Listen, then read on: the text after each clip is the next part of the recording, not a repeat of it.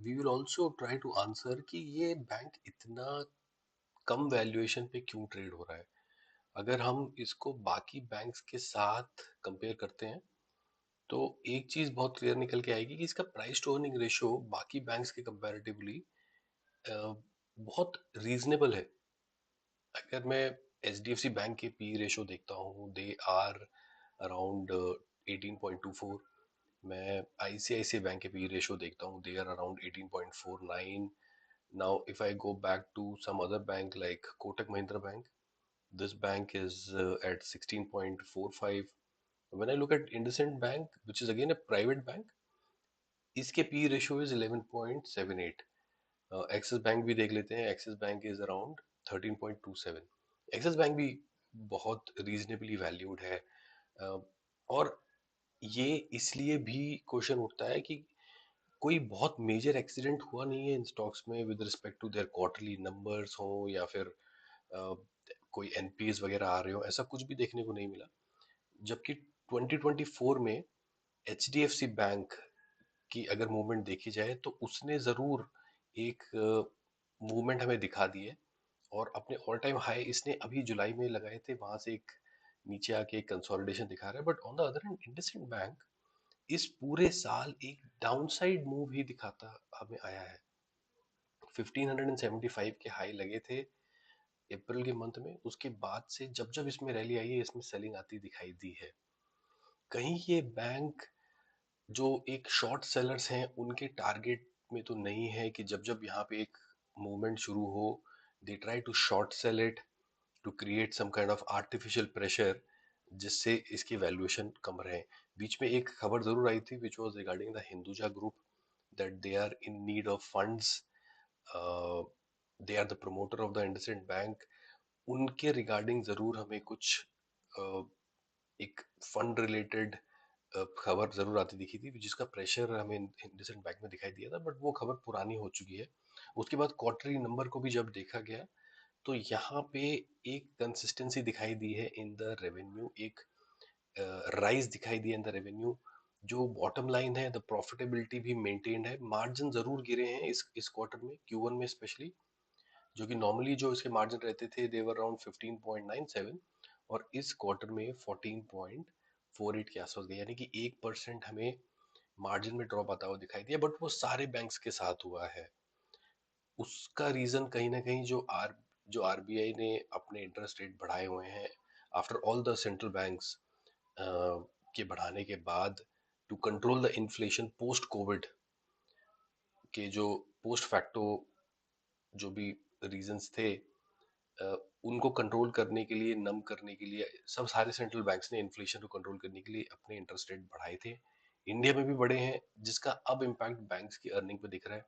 Secondly, जो deposit banks में नहीं आ रहे वो भी आपको एक बोरो करना पड़ता है पैसा to lend money further as a loan, जो कि पैसा जब आप बोरो करते हो वो आपको एक्सपेंसिव पड़ रहा है देन ए फ्री मनी जो कि डिपॉजिट में आ जाती थी पहले। बट ये सब सारे बैंक्स में हो रहा है।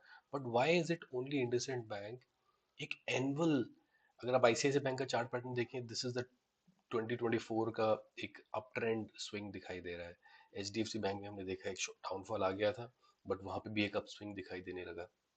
एक्सिस बैंक तो इस साल बहुत अच्छे मूव दिखाने के बाद अब क्योंकि Q1 के नंबर्स थोड़े से प्रॉमिसिंग नहीं थे, अब डाउनफॉल आया, बट इसने भी इस साल एक अच्छे मूव दिखाए थे। On the contrary, IndusInd bank बीच में बहुत अच्छे नंबर भी दिखाए थे। In fact the Q4 was good, उसके बावजूद भी इसने हमें एक अप ट्रेंड नहीं दिखाई दिया। साइडवेज और डाउन साइड मूव ही यहाँ पे आते हुए दिखाई दिए हैं।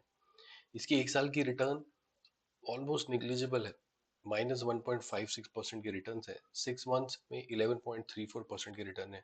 Technicals are suggesting that one should sell IndusInd bank. Analyst have a strong buy call.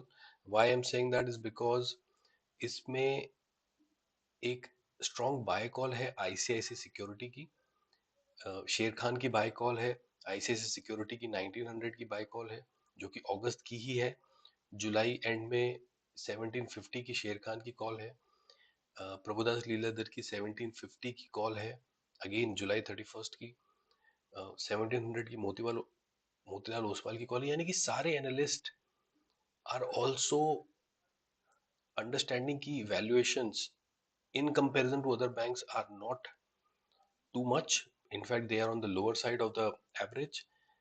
सो एक वैल्यूएशन कंफर्ट को देखते हुए और कंसिस्टेंसी इन द प्रॉफिट को देखते हुए इंडसइंड बैंक पे एक हायर नंबर, ऑलमोस्ट 400 500 यहाँ से plus valuations, plus value in terms of the stock price, एक टारगेट यहाँ पे आते हुए दिखाई दिए हैं. सो क्या आपके रडार पे भी इंडसइंड बैंक है? Because out of all the private banks, one bank that stands out is axis bank. बहुत अच्छे नंबर आए थे, Q1 में मार्जिन गिरे हैं बट रेवेन्यू मेंटेन है. इसकी वैल्यूएशन इज ओनली 13 का price to earning ratio. And then the second bank is the IndusInd bank which is at 11. These two banks should be in everybody's radar because when the bank cycle will turn, जब एक macro positivity maintain हो जाएगी banks के लिए, सो जो जहां पे अभी अंडर वैल्यू दिखाई दे रही है वहां पे एक वैल्यू क्रिएशन होती हुई दिखाई देगी. Banks that have already run too much, शायद वहां पे रिटर्न्स इतने ज्यादा दिखाई ना दे कंपैरेटिवली टू द बैंक्स जहां पे अभी भी हमें एक वैल्यू कंफर्ट दिखाई दे रहा है. For example, I will also show you IDFC first bank. This bank is at 17.7 PE, यानी कि it is in line with HDFC and ICICI Bank. And would you believe that Axis Bank is uh, undervalued than IDFC First Bank when we compare the earning versus the price ratio? So ये कुछ ऐसी चीजें हैं which surprise you and which surprise you कि क्या देख के investors investment का decision लेते हैं. क्या वो वैल्यूएशन कंफर्ट नहीं देखते? क्योंकि अगर वैल्यूएशन कंफर्ट देखते हैं तो अभी एक्सिस बैंक और इंडसइंड बैंक में वैल्यूएशन कंफर्ट है. वाई ऐसी चीजों को क्यों इग्नोर करते हैं लोग? क्या मोमेंटम की बाइंग की तरफ चले जाते हैं, या फिर क्या कुछ स्टॉक्स को शॉर्ट सेलर्स ने पिक किया हुआ है ताकि जब जब उसमें एक रैली आती दिखाई दे वहां पे एक डाउनसाइड मूव प्लान किया जाता है और वो नीचे आते हुए दिखाई देते हैं. So this was a surprise element I thought I share with you.